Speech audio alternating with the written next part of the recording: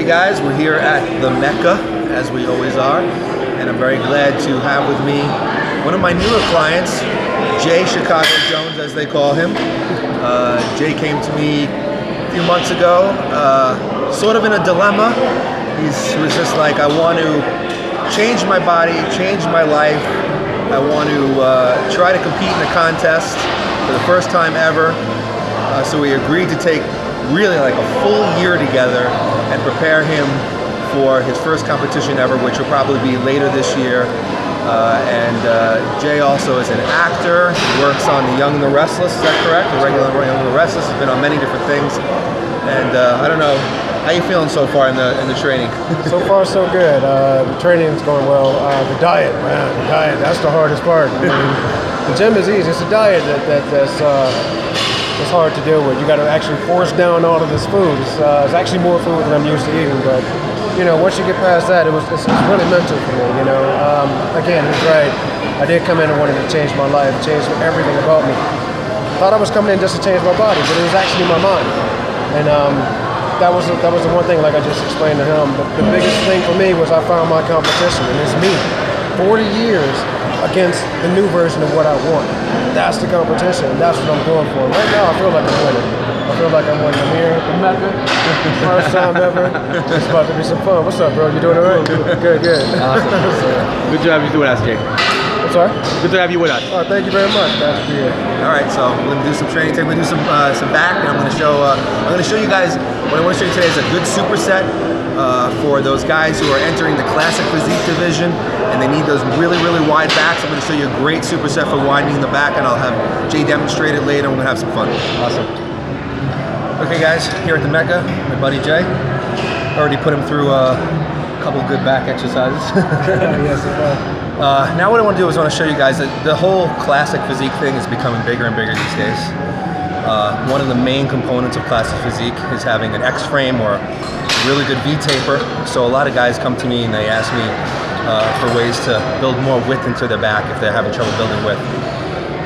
This superset I'm about to show you, or have Jay show you, is an awesome superset for building width and the whole length of the lats, all the way from origin to insertion. We're going to be starting off with a stiff arm pull down, which can be done here, using a straight bar. After we reach exhaustion on the stiff arm pull down, we're going to do an incline high pulley row using an underhand grip. Now, the stiff arm pull down works the lats, or actually the teres muscles, right under the armpit.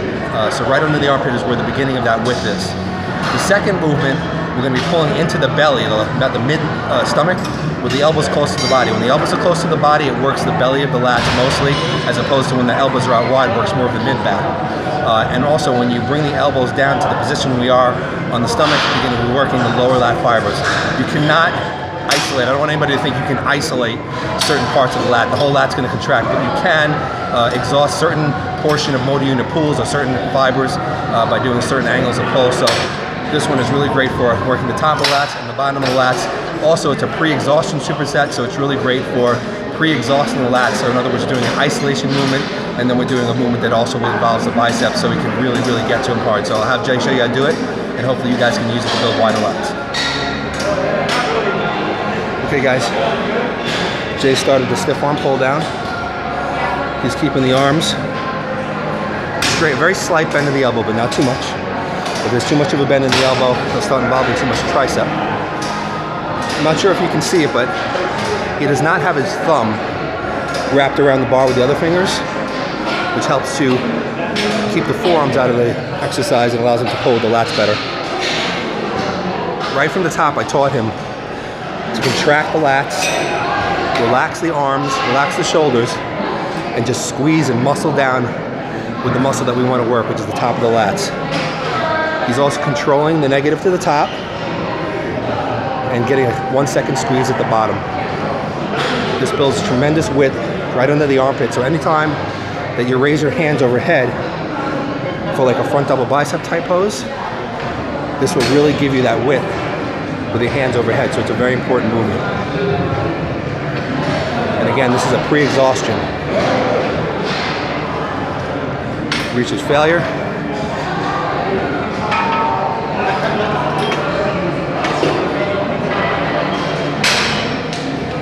Now I set the bench at about 30 degrees. So it's a really steep angle. So there's kind of in between, like a pull down in a row. He's using an underhand grip, so the elbows are close to the body. And again, with the elbows close to the body, you're primarily working the lats more so than the middle back. And that's what we're going here. We want to go for complete lat development, the width all the way from origin to insertion. This is working the lower lat fibers because he's pulling down into about the mid-stomach. The higher that he pulls up, the higher on the lat it goes. But we want to work down those lower lat fibers, which are tough to get to. Squeezes down, and as you can see, he's arching his chest. Right at the bottom, he arches his chest up high, so he gets a better contraction. If he didn't arch his chest like that, he'd be losing out on a lot of the valuable contraction at the bottom. And again, he's going to go to failure here, squeezing down just to the lats. Come on, Jay.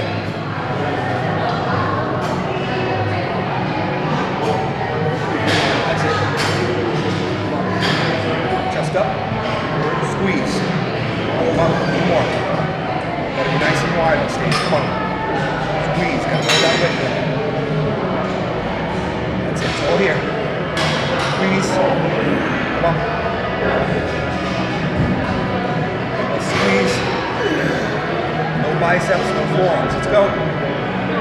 Chest up, squeeze. Couple more, come on. Come on, all lats. Muscle it in. Very nice. Okay guys, we're here at room 1 at the Mecca. This is a little bonus footage.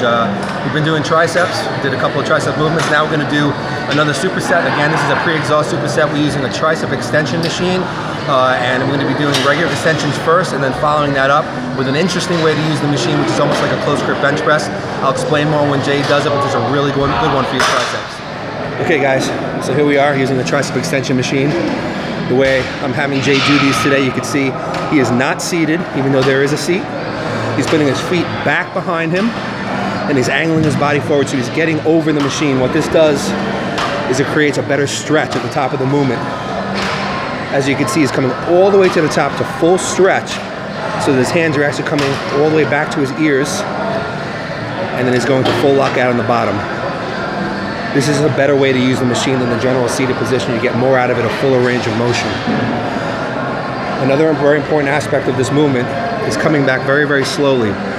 If he didn't come back slowly like that in the negative portion of the rep, his upper body would probably get pushed up off the pad from momentum, but because he's controlling it on the way back with all triceps, his body's staying down on the pad. If somebody has a problem staying down on the pad, you can't have a partner hold your back down. It's very, very important to keep those elbows down on the pad the whole time to isolate the triceps. He's gonna get a few more reps like this, and then you'll see him going to the second portion of the superset. And again, this is pretty much also a pre-exhaust superset. This first movement is an isolation movement for the triceps. Now it's gonna be a multi-joint movement. He's gonna stand over the bar, and now he's gonna use it almost like a close grip bench press or a dip, similar to a dip, or maybe a close grip push-up. One of those movements to kind of give you the feeling of what he's doing here. So now his chest and his shoulders, which are fresh, are getting involved in the movement to help the triceps push even further. Come on, Jay. He's keeping it under control. He's coming back all the way till his triceps are stretched, pushing out, and isolating the triceps as much as he can, even though the chest and shoulders are working a little bit to help him push. Come on. Right here, come on. Push, come on. Come on, buddy. Push. Come on. Push. Nice. All right, Biggie, so we're at the Ask Merlin Questions segment of the show. You got some good questions this week? Yeah, actually I got a lot of questions this week, so I'm going to just look through my phone here and see which ones I feel like answering on film. See if we can get through a few of them. Dana Johnson, he actually asked me, can I build my legs without squats because I have a wrecked knee? A lot of people want to know that, and some people just want to avoid squats completely because they're too hard. But some people do have legitimate problems with their knees or the lower back. But if you really can't do squats, and that's really legitimate, of course you could build big legs, but I would have to say that you better be able to at least work hard on the leg press machine if you can't do any form of squat. Now, if you can't do regular back squats, maybe you could do hack squats, maybe you could do some type of machine squat, whether it be a lying squat or, there's so many different kind of squatting machines, maybe they're more comfortable on your knee. But let's just say you can't do any of them. Well, you'd have to work the leg press very, very hard. I'd recommend using a lot of different foot stances, high, low, medium platform, wide and close, so that you can hit all the muscle fibers in the thighs. And of course, leg extensions, if you can do that. A lot of people think leg extensions isn't a mass builder, but that's not true. You're still working the muscle. It's like doing a push down for triceps. If you use slow negatives on a leg extension, you hold the top, you work those hard, you could build big legs. If you could do lunges or bench step-ups, that would also help as well. But if you just say, you can't build big legs without back squats, that's not true. Many people have. Not everybody gets so much out of the back squat like a Tom Platz does. So for sure, you can build big legs, but you have to at least be able to do a multi-joint movement like a leg press. So just do that, Dana, and you should be fine. Awesome. Okay, so another question we got was from Mark Ramsey. He asked me, while you're in a calorie deficit, like when you're getting ready for a show, what's the best type of training protocol to use? More of a high intensity type of protocol or more volume work? And I mean, that's really not something that necessarily has a blanket answer. How do you normally train? Are you a volume trainer or a high intensity trainer? Some people thrive on doing more sets and more volume, and they feel they grow better with that. Other people, more high intensity, less sets. That's how I train most of the time, and that's how I grow the best. But if in your experience you build muscle better one way or the other, there's really no reason to change what you're doing when you're getting ready for a show. What built the muscle in the first place is what will keep the muscle getting ready for a show. Now, the only thing I could say is that when you're in a calorie deficit, you may need to reduce your program in some way because you're not going to have as much energy. So you may have to reduce the volume a little bit because remember, you're going to be probably doing some cardio, you're going to be doing some posing, so you're going to be using a lot of energy. So I wouldn't say there's a blanket answer for each. Personally, I feel that most people thrive better on high intensity training than doing volume training, especially guys who aren't using PEDs. But still, if you know what works better for you, what built your muscles, what's going to keep the muscle, so don't necessarily make some sort of big change just because you're getting ready for a show. Stick with what works for you. All right, so I got one more guy for you guys. Juan Cortez, he asked me, how do you build your natural testosterone levels when you reach the age of 40 and over? And really, that's a good question because it's true that as soon as a man turns 25 years old, his natural test levels begin to decline slowly each year as he ages. And by the time you reach 40, you definitely could be a point where you're pretty low and will have trouble maintaining your muscle mass and keeping body fat low. So it's a good question. And the best answers in this case would be a couple of things. Number one, you got to make sure that you're getting enough sleep. If you're not getting enough sleep, that's going to knock your test levels down even more. So you really got to be diligent in getting your 8 hours a night. Plus also, if you don't get enough sleep, your cortisol levels are going to rise, and then your cortisol to testosterone levels get even more out of whack, and that's going to steal even more muscle from you. So number one, get a lot of sleep. Number two, make sure to get in a lot of healthy fats. A lot of people try to lose body fat from a high carbohydrate, high protein diet, but they don't include a lot of fats in there. And healthy fats like from fish oil, olive oil, from walnuts, peanuts, peanut butter, avocados, those type of things, those actually help to maintain testosterone levels at a higher level. They work as building blocks, so that will also help as well. And then there's also not overtraining. You don't want to be training too much. If you're in the gym too frequently, sometimes that works against you, and that can knock your testosterone levels down. So make sure that you're balancing out your training with your rest.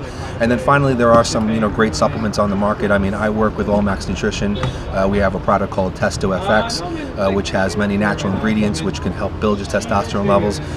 And while those things aren't miracle workers, they definitely do work. They can help to get you back into a healthy range. And if you can combine all those things together, you can maintain a pretty good testosterone level, and you should be able to continue to build muscle and lose body fat well into your 40s and 50s.